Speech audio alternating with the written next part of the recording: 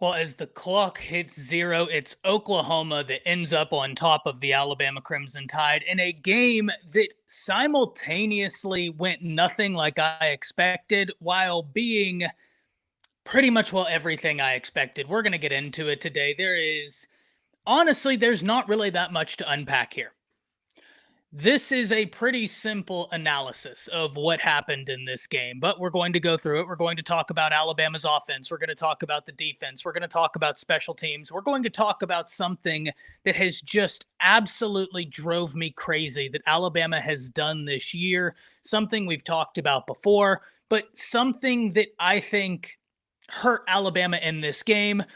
We're going to get into it all. If you're hopping in here, be sure to get involved in the chat. There is a lot for us to vent about, and I'm excited to hear all of you and your thoughts. Shout out to the people over on YouTube, Primetime, DeMarco, Boomer, and Roll Tide, Rise Up. And I agree and disagree, Roll Tide, Rise Up, when you say we all saw this coming. If we didn't, then we are blind. I kind of disagree on that. Because Alabama was in positions to win this game, but credit to Oklahoma's defense. And I think that's a big thing right now when you look at this. As my camera has just inexplicably died, we are going to be a little bit of a black screen for a while, and we will see what is going on.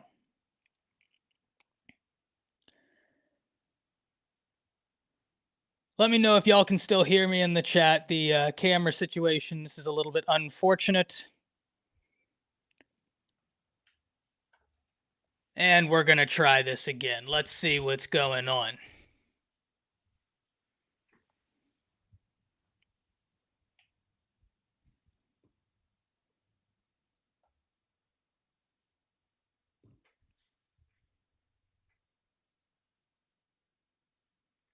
Can still hear me? Okay, perfect. All right, we're going to let the camera charge a little bit, and we'll just rant.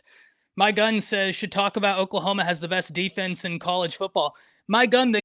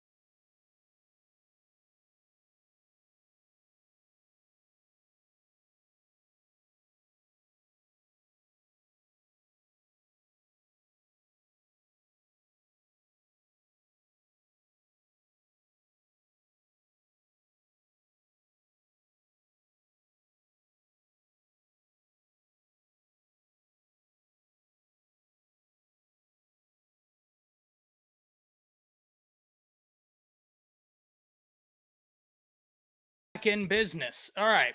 So, back in business. All right. So, this is very simple analysis, ladies and gentlemen. Allowed Alabama didn't allow turnovers to happen. That's the wrong terminology. Oklahoma generated turnovers. Oklahoma generated turnovers, and that's pretty much, well, the story of the game. Alabama's defense played really well. Alabama's defense pretty much, well, did everything you could possibly want them to do.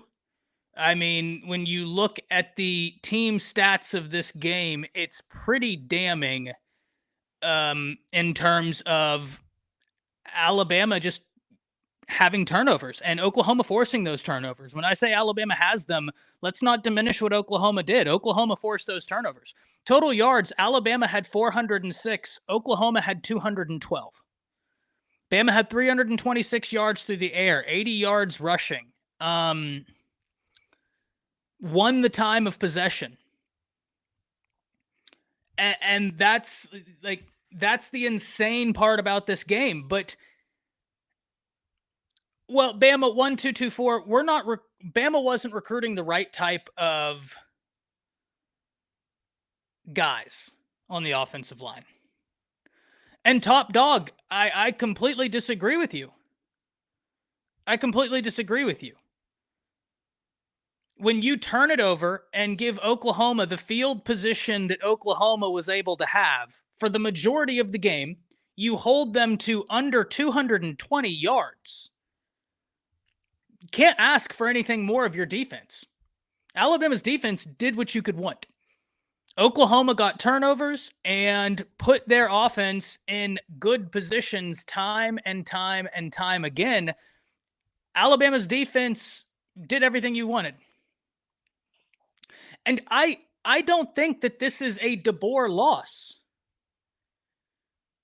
Right? This isn't a loss where I'm looking at this and I'm like, oh, DeBoer didn't focus on the little things. That's not to say that that won't arise in the future. Guys have to hold on to the football. That's not on DeBoer. I mean, Bama has not had big turnover problems all year, and in this game, they were turning it over left, right, and center. Guys have to hold on to the football. Now, I do have a complaint with DeBoer, but it certainly isn't being focused on the little things. My big complaint is that we're still playing musical chairs with the offensive line. That, to me, is incredible. That, to me, is just incredible that you're this deep into the season and you're still playing musical chairs. Now, I hear and I see some people... I hear some people and see some people saying that, hey, the offensive line coach should go. I don't know how I feel about that, and let me explain to y'all. Because Coach Cap is working with something that doesn't really fit what DeBoer wants. When you look at Doug Marrone, that was a disaster of an offensive line coach. When you look at Coach Wolford, he wanted guys that were huge, that would just stand in place and block. Coach Cap, DeBoer, Grubb, they want athletic linemen that can get out in space. They can only really use what they have. And right now they're working with what they have, but that's why they're recruiting the offensive line so hard. Michael Carroll is going to be a guy. He's just a true freshman going up against an incredible defensive front.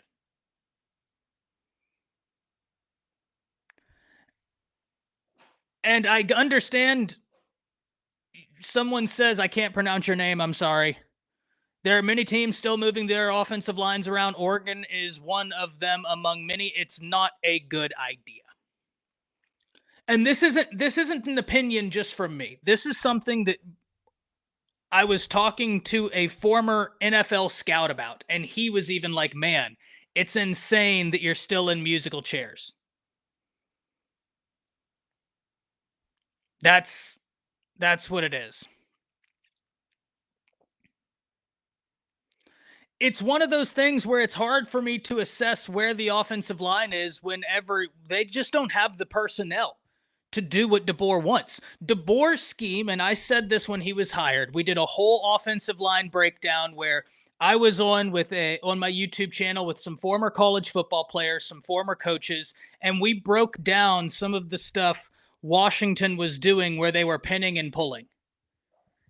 And you just don't have guys on this offensive line outside of Parker Brailsford that you feel real great about in pin and pull. Michael Carroll will be one of those guys. he's good for it.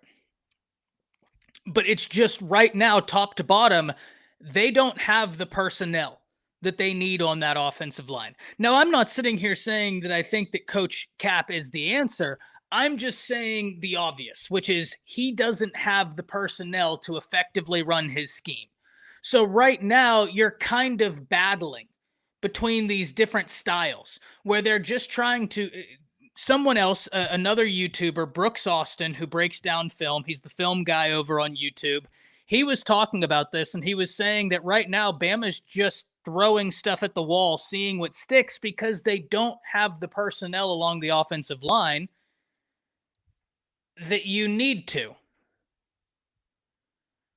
And that's what it is. That's pretty much, well, I think what it is you just don't have that personnel.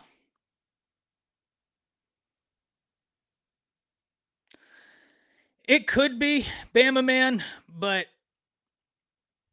I mean, there's very few positions on a football team that require continuity the way that offensive line does. Here's a great example. On that first interception, Alabama's offensive line missed the assignment. Formby and Carroll blocked out wide, and the blitz came right where Formby was supposed to block. Formby shouldn't have been on an outside block. That was a mistake by him. He needed to take inside. But because you rotate him so much from tackle to guard to tackle to guard, he's not confident in what to do. And even then, I don't think Formby is the answer. Like, I just don't think Formby is the answer at all. But whenever you're moving a guy from tackle to guard, now all of a sudden he's lost. Like, he's just lost. He doesn't really know what to do. The guys around him, there's no continuity. An offensive line relies on continuity. Like, that's just the honest truth.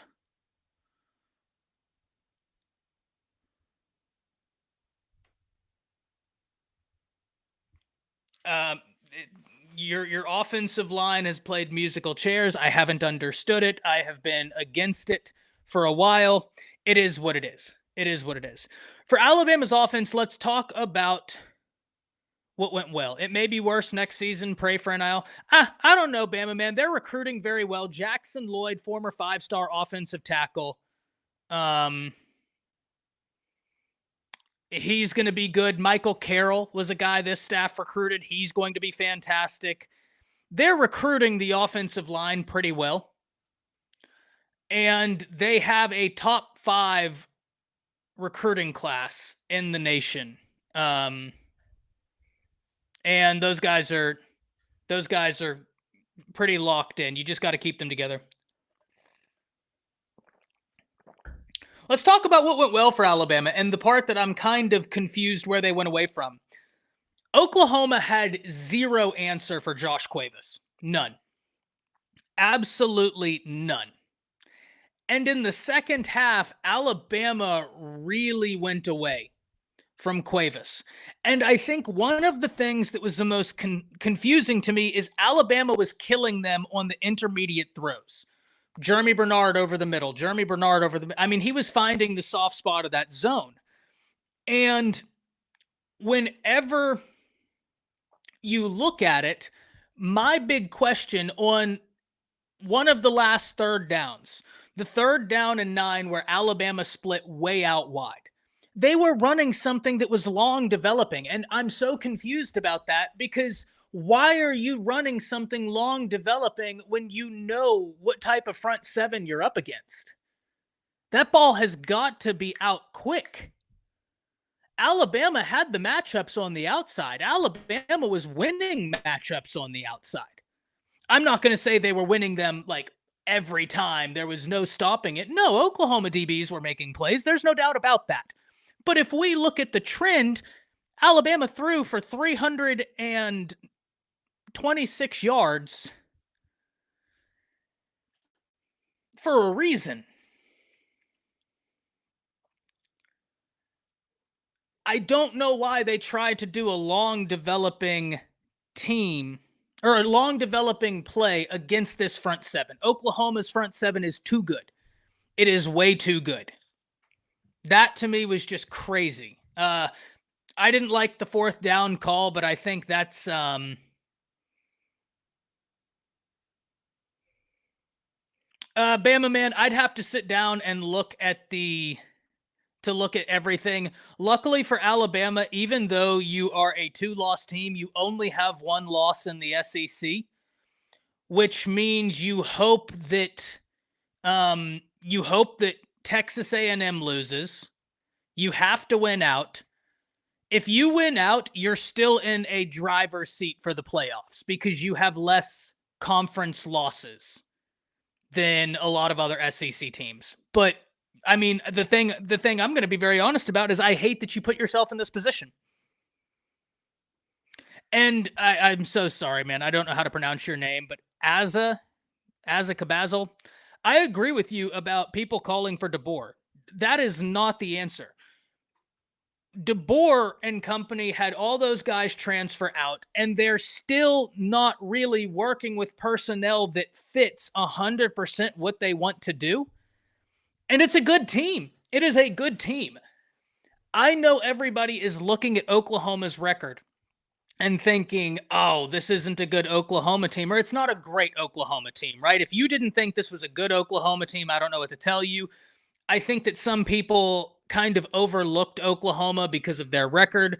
But if you've watched Oklahoma, like, this defense is really, really, really good. It's fantastic. You knew you had to be on your P's and Q's. And for Alabama, the last thing you could do was play from behind on this defense. And that's exactly what happened. And then not only did you play from behind, but you kept turning the ball over. And once again, if you're an Oklahoma fan, understand when I say you kept turning the ball over, Oklahoma, y'all kept generating turnovers. Those were plays y'all were making. 100%.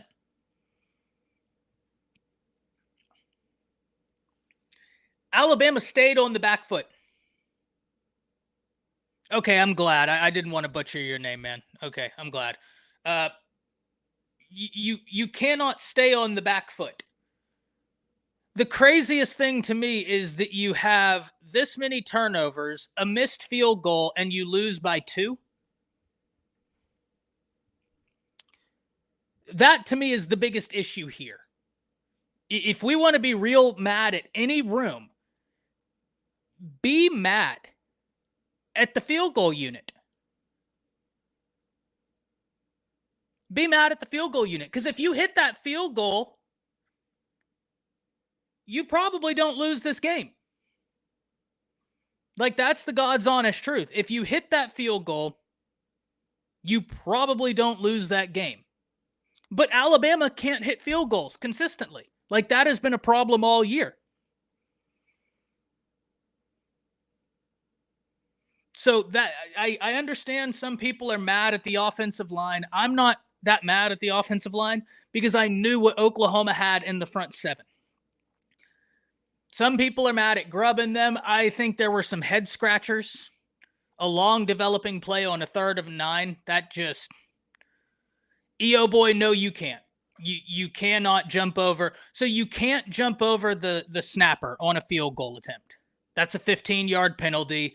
But that's not the reason you lost because, okay, even if they call that flag, I'm not confident that Talty makes the field goal even if they would have thrown the flag. But you're right. You can't jump over the snapper in college.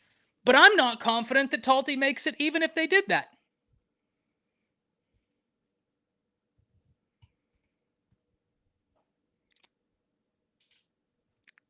K-Monster said if he wouldn't have intercepted, y'all would have lost 7 points. But he did. I mean, that was a pretty clear PI. And PG's on the YouTube. I can pull up a clip that would... You can do the if, ands, or buts, right? I agree with UK that it should have been a face mask. But if we're doing the if, ands, and buts, the first pick 6, you can't knock a wide receiver off of his route when the ball's 3 yards away That's a PI. It didn't get called. That is what it is. You shouldn't have put yourself in that position. Can we fall out of the college football playoff bracket? 100% you can. If you lose to Auburn, you're out. So you have to win out.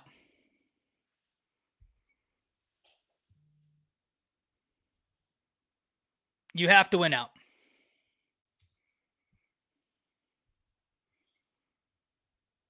That just is what it is. If you lose to Auburn, you're out. If you beat Auburn, you're still in a position to make the college football playoffs. And I really think you do make the college football playoffs. If you win out and you just don't drop the game to Auburn, but it's a road game to Auburn at Jordan-Hare, and we know what that place is to Alabama and Georgia. No, Nick, no, 10 and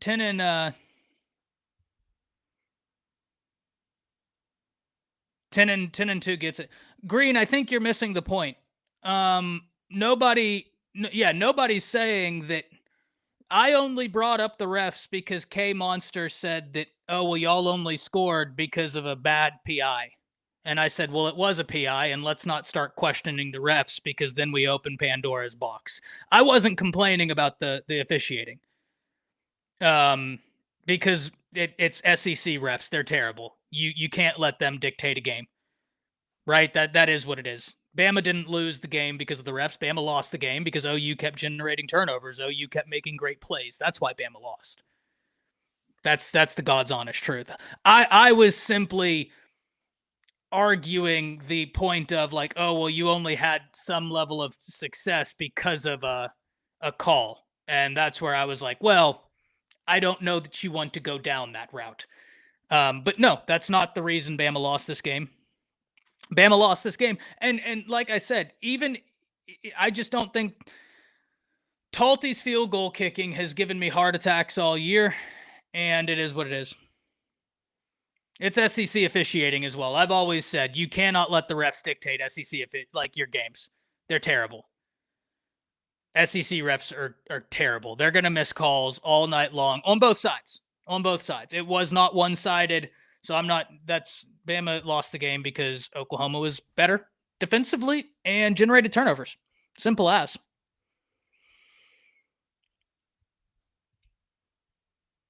Yeah. Auburn's, it's going to be, I mean, it's a must-win game. But if you look at the one weakness DeBoer has had, it is road games against an unranked team.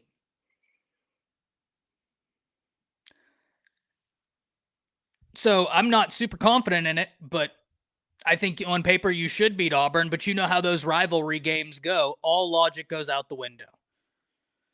I mean, when I look at the box score here, there's really nothing else to say other than the turnovers killed Alabama. 2 fumbles lost, 1 interception thrown. The other one that was thrown that got called back, Ty never should have thrown that ball. Like that was doomed from the moment he threw it. So that's the story. OU generated turnovers. That's why Alabama lost. Easy. Because you look at it, Alabama was able to throw the ball 406 yards, 5 of 13 on third down, 2 of 3 on fourth down. Just not being able to win the turnover battle. That was bad. That was bad. Bama's defense did everything you could want.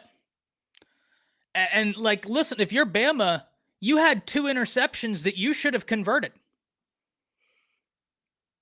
Hit both the linebackers in the hand. Justin Jefferson, if he gets that interception, he's running for some yards. I don't know that he scores, but like, you're putting yourself in a really good position. He dropped it.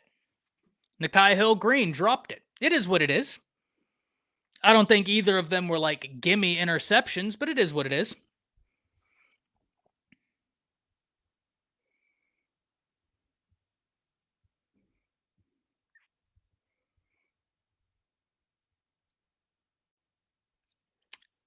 Like it's, there really is no other analysis for this game.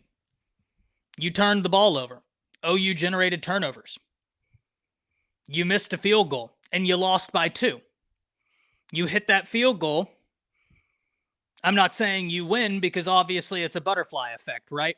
Like if Alabama makes that field goal, we can't even sit here and say, oh, they win the game if they make the field goal. And I know a lot of you are saying, but Ty, they lost by 2, but it's a butterfly effect. I don't know that the game happens the way it does, right? Like OU might do things differently. Maybe they do things defensively differently. I don't know. I can say it's a different game, but like who knows? But the fact that you can't hit field goals, that's terrible. Terrible. Yeah, Joyner, they got to do something about a field goal kicker. Absolutely have to. Yeah, Killjoy, they'll be in the playoffs if they win out. They need some help getting in the SEC championship game though. Like some things have to fall for them to get in. Bama does hold a tiebreaker, but I don't want to, it you shouldn't have put yourself in this position. Simple as.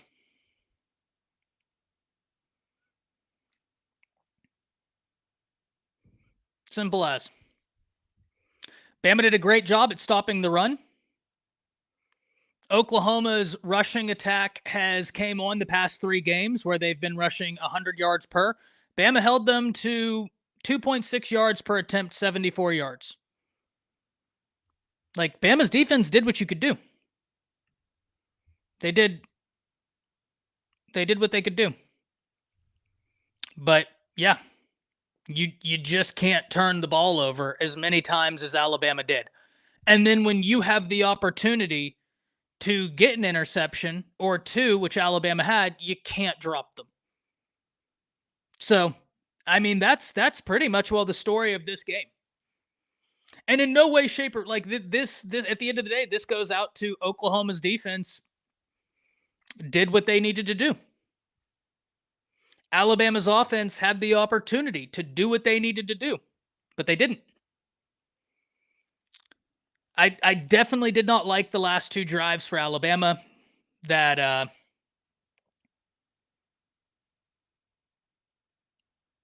long developing 3rd down play. That just was not, I don't understand that. Daniel Hill did look good today. Bama man. I think he's the guy. He's the guy. But I don't know why you do the long developing 3rd down play because you were killing them over the middle. You were killing them with the tight end. I mean, they had no answer for either of those. And you completely went away from it. And then Ty Simpson, I don't think he had a terrible game. I don't think he had an amazing game. He missed 3 throws that you just have to have. 2 of them to Jeremy Bernard. One of them, he sailed it over his head. Bernard was wide open. The other one, Bernard would have gotten tackled instantly. It was really good coverage. But he had the step to make the catch. You put it on him, he makes the catch and is instantly tackled. I think I forget who was on him. It was good coverage, but like he had the position. The DB was behind him. You put it on him, he catches it. Ty didn't put it on him. And then that last drive on the 2nd and 21, Isaiah Horton won the route for the 1st down. And Ty skipped it off the ground. You make a good throw, that's a 1st down. Yeah, EO boy, we're talking about the exact same play. Isaiah Horton won the route. Was open. Like, he wouldn't have scored, no doubt about that. But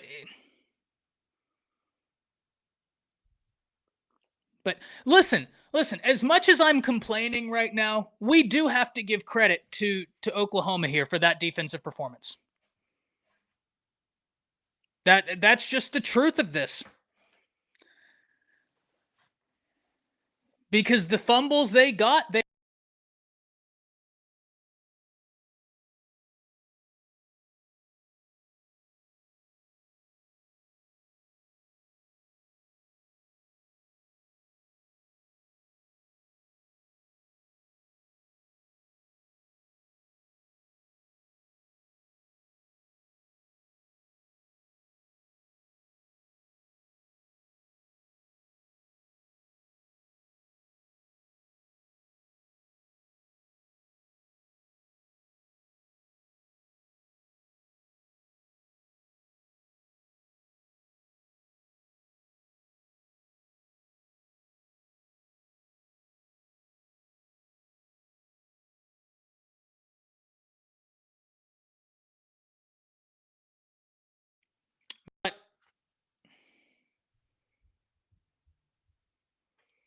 Y'all can see the Iron Man and Spider-Man comics in the back. It is what it is, man. I think here's the positive, right? Because we always try and look at the positive, we always look at the negative. If you're Alabama, you still control your own destiny. You can still get to the college football playoffs. You can still have success. You can still make a run. But you cannot fall to Auburn. If you fall to Auburn, you're out of the college football playoffs. You're just out. The good, Alabama kept competing, even though their back was against the wall. And I do believe this is the best front seven they will see. I think this is a case to be made, the best defense they'll see. I don't know how good I know Ohio State's defense is very, very good. How good? I don't quite know yet because I won't know until we get to the playoffs. So I think there's a real good argument that this is the best defense Alabama will see by a wide margin. Certainly, I believe the best defensive front Alabama will see by a wide margin. Some of the best safety play you'll see, Spears, Jennings, and Daniels, I believe it is, they are so aggressive. They are so aggressive, but I love it. I absolutely love the way they play safety. And EO boy, I don't think you're wrong, man. Like, as much as I think we can talk about blocking, I think there has to be a conversation as well about running backs just not being decisive. I think Daniel Hill's your most decisive back, for sure. But this is football, man. Like, this is the beautiful thing about football. Is we're all disappointed in the loss. It is what it is. Credit to Oklahoma. If you're Alabama, you're going to watch the film and you're going to say the exact same thing. You're going to say the exact same thing. Credit to Oklahoma, but we didn't make plays when we had to make plays. The Jam Miller drop, the two missed throws that Ty had to Jeremy, the missed throw to Isaiah Horton. You have to make those plays. When you're playing a defense as good as Oklahoma, you have got to make those plays. And you didn't. And that really is as simple as it is. When you turn the ball over 3 times,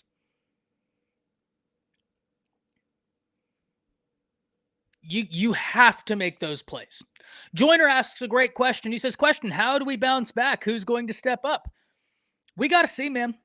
We have got to see.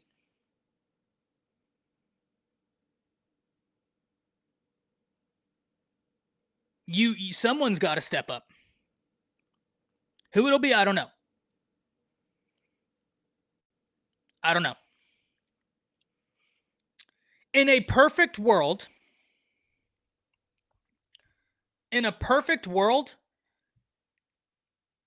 this is a wake-up call. Now, hear me out, because in a truly perfect world, you don't need this wake-up call. You already had this wake-up call against Florida State. But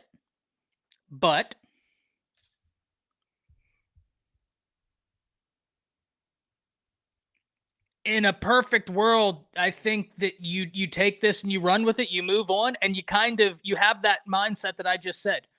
You have to credit the turnovers Oklahoma generated. You have to look at the plays you had an opportunity to make and didn't.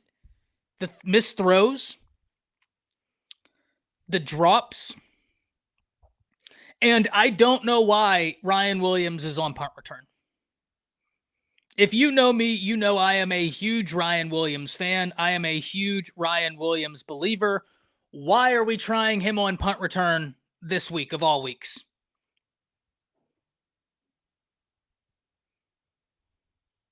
Yeah, Bama, man, I think Alabama's defense played great. Bama's defense played more than good enough to have you win this game. But that's the fun part about football, man. It's a complete team game. Right? Because if If you're an Oklahoma fan, you're feeling the exact same, but reversed, where you're sitting here saying, like, hey, our defense is the reason we got this win, but our offense is, where is it? Now, Oklahoma fans, I will say, even though your offense hasn't been great, I think a lot of the miscues tonight was Alabama's defense is pretty darn good. But like both teams can have this same conversation. Ironically, both teams have to feel pretty good about their defenses exiting this game. That's the hard part about it. One defense just made plays that were more impactful.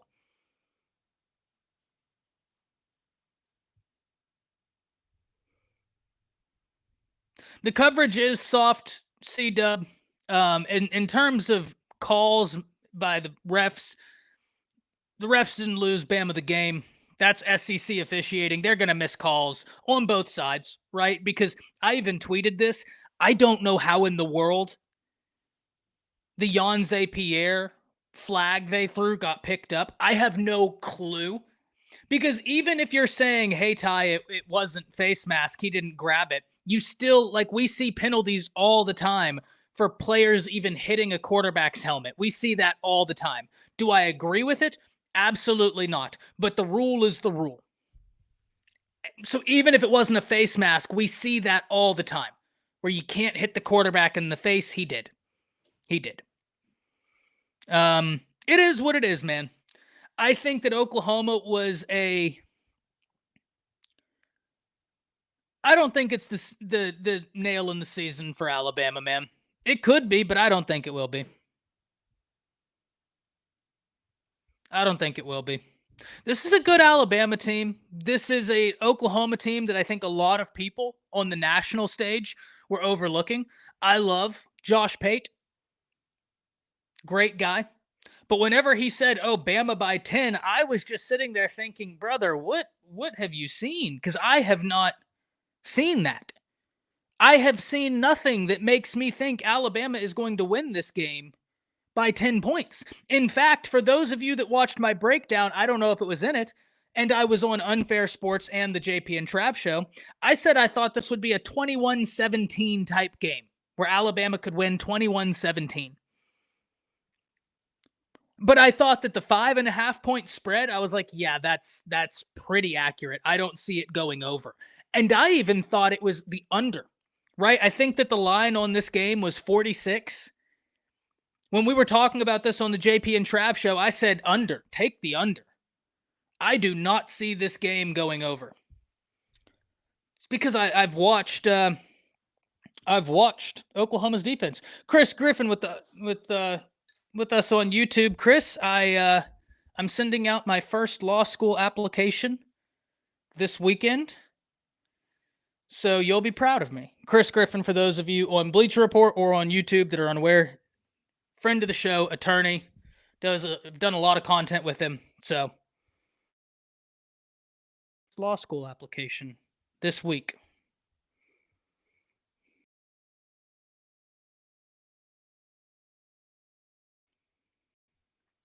Bama Man asks, does Womack leave for greener pastures?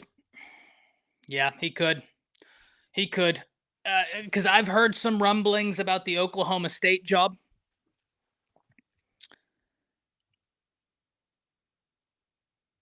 So he could. Now, I really question how good of a job Oklahoma State is. Because I think that right now, if you're in Oklahoma, you're Sooners or you're bust. Like, I don't think Oklahoma State is in a good place in the NIL era. I don't think it's going to get much better. I think that when you look around that conference, I just don't think that's a place you really want to go. So I think Womack could stay one more year. Maybe look for something to open up, right? Like, maybe a better job in the Big 12 opens up. Maybe an ACC job opens up. I just don't know if I'm Womack and the way I have this defense playing, and I have head coaching experience, I don't know that I'm jumping at Oklahoma State.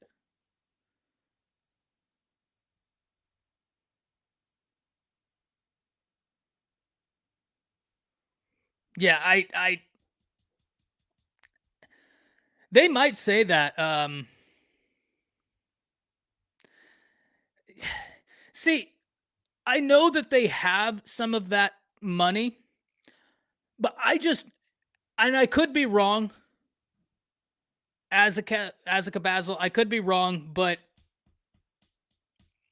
I don't know, man.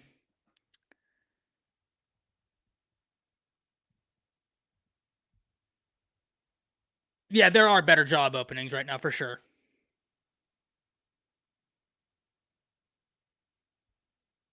There are.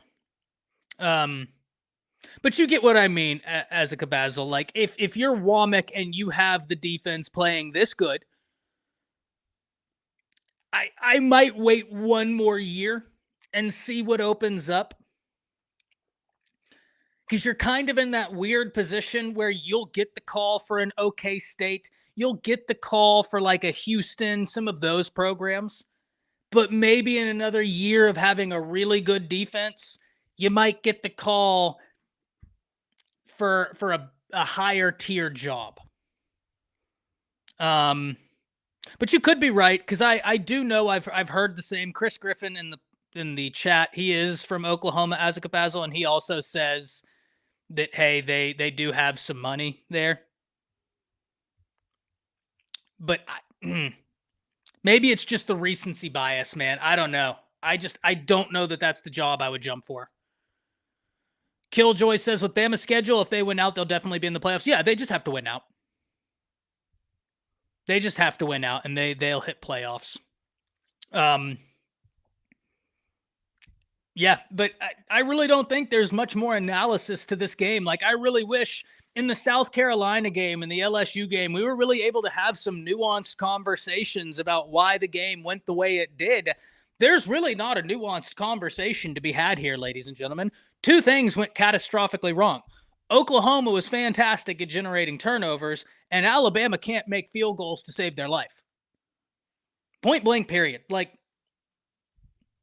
that's it. And I'll tell y'all what, the one I'm worried about getting poached, and when I say this, there's no smoke I've heard, but there are two coaches I'm worried about getting poached. Once again, I've heard no smoke on this. This is just my opinion. This isn't saying, hey, there's something out here. Hey, be on the lookout. This is just my opinion. Mo Linguist and Coach Shepard. They need to write a blank check to both of those guys. When you look at what Mo Linguist was able to do with this defensive back room, whenever Saban left and you had a pretty bare cupboard. I mean, you had talented guys, but you had a pretty bare cupboard.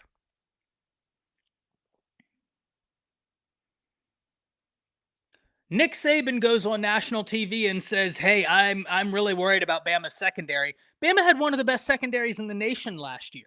Bama still has one of the better secondaries in the nation. Kane Womack is a great defensive coach. Like, he's really shut me up. I had some complaints, but this year he's been fantastic. But Mo Linguist is an insane defensive backs coach and an insane recruiter. Dejoun Lee, like I've told this story before, but Dejoun Lee, number 5 for Alabama. I don't think the average Alabama fan appreciates that recruiting win. Let me lay down the foundation here. Dejoun Lee from California. Saban retires. Obviously, Bama has been in the picture, but he didn't know Mo Linguist. Mo Linguist was the head coach at Buffalo. Buffalo wasn't recruiting a 5-star defensive back. That wasn't happening. But you know who was recruiting Dejoun Lee? So much so that articles were even being written about what a good job USC was doing. Now, why is USC critical? Because there were two things that happened after Saban retired that made this Dejoun Lee win so impactful. First and foremost, Travaris Robinson leaves Alabama and goes to Georgia. The existing relationship Dejoun Lee had at Alabama, your guy just walked out of your building and walked to Georgia. That's one. 2, Georgia goes out and hires Dante Williams, who was the cornerback coach at USC, who was the lead recruiter for Dejoun Lee at USC when articles were being wrote about what a good job USC was doing in this recruiting battle. So now Georgia has 2 guys that have pre-existing relationships with Dejoun Lee. One of them was recruiting him at a very high level at USC. Now he's at Georgia with Kirby Smart, with Travaris Robinson. So you got a lot of continuity there. In comes Alabama. Of course, he knows about DeBoer because DeBoer was just up north in Washington. He doesn't know about Mo Linguist. Mo Linguist went and beat out Georgia for a kid that had the relationship with Donta Williams, with Travaris Robinson, with Kirby Smart. Mo Linguist got to stay. Mo Linguist has got to stay. And then the other one is Coach Shepard. Those 2 right there, got to stay. Everybody else, I think I'm defending at this point, but there are 2 guys that as of today, I will do whatever. If I have to write a blank check that's not going to be for much, I'll do it. Those guys got to stay. I think they're 2 of the best position coaches in the nation. They're very good. EO Boy says, how many teams had a bye week before playing Bama? No way, this is balanced, hey. That's how the cards played out, man. It is what it is. It is what it is. Listen, at the end of the day, there's not much more to talk about here. Oklahoma made the plays that were impactful on defense, got the turnovers. That's the story of the game. If you go from the first chapter, which is, if the book is 150 pages, my brothers and sisters in Christ, chapter 1 is 148 pages, and it's saying, hey, Oklahoma's defense got the turnovers. Chapter 2, 2 weeks. Or it's 2 pages. Bama can't hit a field goal. But the bye week isn't why Bama lost, right? Like, I understand it's unfortunate that it shook out that way, but that's just how it is. That's just how it is. So, it is what it is. It is what it is. Bama just has to win out, and they're in the college football playoffs.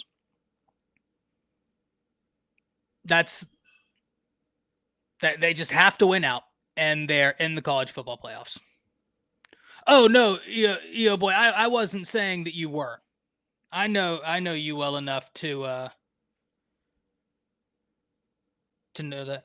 I think, didn't Jaden Jackson play, Boomer?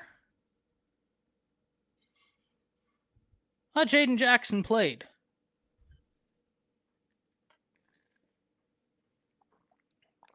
But Bama has to hit a field goal. That's the story of this game. Easy peasy. Even through all that, Bama had opportunities. And I think that the 3 or 4 plays we highlighted, those are backbreakers. The missed throw to Isaiah Horton on the 2nd and 21, got to have that. Jeremy over the middle twice, Ty missed him, got to have both of those. That is what it is. And the Jam Miller block, or the Jam Miller drop, you got to have that. That's the difference in the game. You had opportunities. Even when you turned the ball over 3 times, you still had opportunities to win the game, and you didn't capitalize. That's the story. Can't hit field goals, lost the turnover battle, and you didn't capitalize. Easy peasy. So we'll be back on Monday. I'm going to rewatch the game. I'm going to see what I think. We'll be back Monday. Bama has a nice tune-up game before Auburn. And that's really all there is to be said. Y'all enjoy your college football Saturday. If you're going to be watching some UFC, enjoy some UFC. And I'll see y'all next time. Roll Tide as always.